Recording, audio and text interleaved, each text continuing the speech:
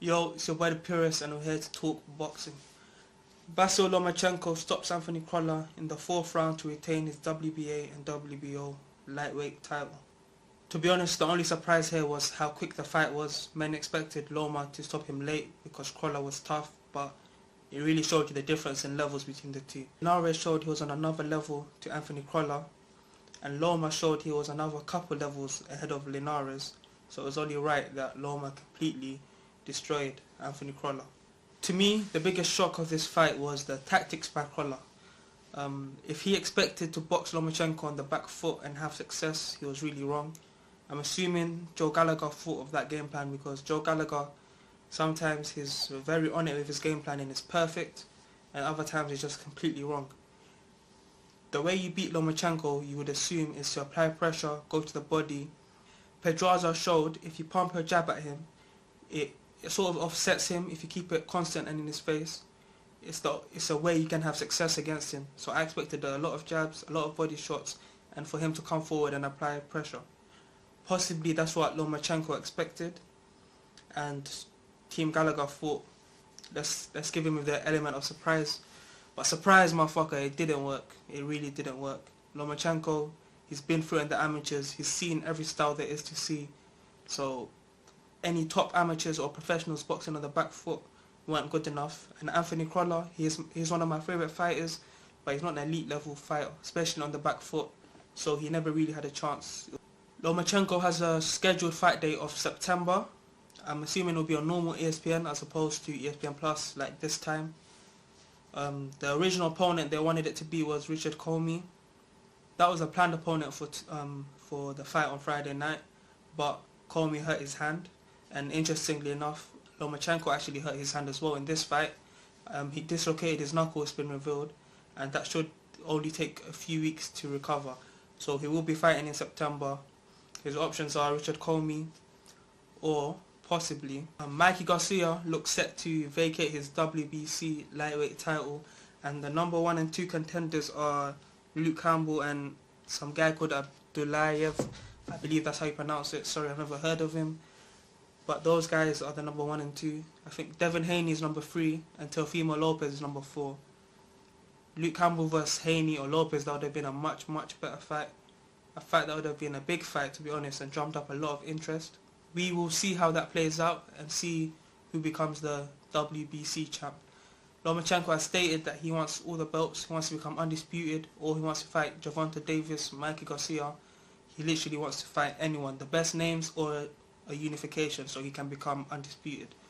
And there's no way anyone can fault him for that. I'm a notorious Loma hater, as you guys will say, but I can't fault him. For the last 2 odd years since his beat Rico, he's done everything expected of him. He's moved up in weight, he's unifying, he's calling out the best, he wants the best fights, he's fighting often.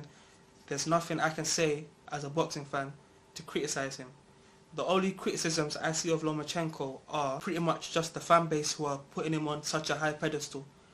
But one thing you have to realize is Lomachenko is a special fighter. But when you compare him to the likes of Floyd Mayweather, Sugar Ray Leonard, say he's better than Ali, it irks a few people.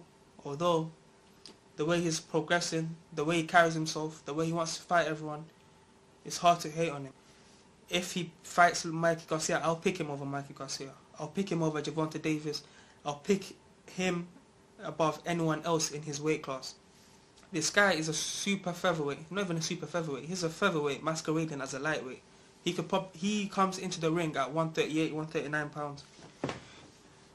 He could definitely make 126 if he wanted to, but he wants to go where the fights are at. The PBC guys didn't really want to fight him. Leo Santa Cruz, Carl Frampton and those guys, they already avoided Regan though, they weren't going to fight Lomachenko. Gervonta Davis wanted to fight him, Bashot was doing his own thing. Tevin Farmer has already come to the front now. We'll see if that fight can get made possibly or whatever. But yeah, there's a lot of options in and around his weight class, so let's see who steps up and calls him out and wants that fight. Teofimo Lopez could possibly fight him later. That's one that would excite the fans. I would rather see, if that fight was to happen this year, because Lopez says he wants to move up soon, I would like to see Lopez fight Comey, possibly Loma fight Campbell or whoever they can find, and then a unification after between Loma and Teofimo Lopez. That would be a pay-per-view event for Top Rank. We'll get both fighters paid, and we'll see Lopez stepping up into the elite level, fighting someone like Comey, a fringe world level guy, a world champion currently with the hunger. That would be good for his career and see where he really is. If he looks good in that, he gets the Loma fight. If he doesn't look good in that, then you know he won't get the fight anyway. I haven't had a chance to watch Munguia versus Hogan.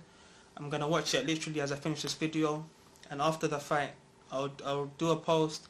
I'll probably do another video on that one as well. Same with the Clarissa Shields versus Christina Hammer. I haven't had a chance to watch the fights yet.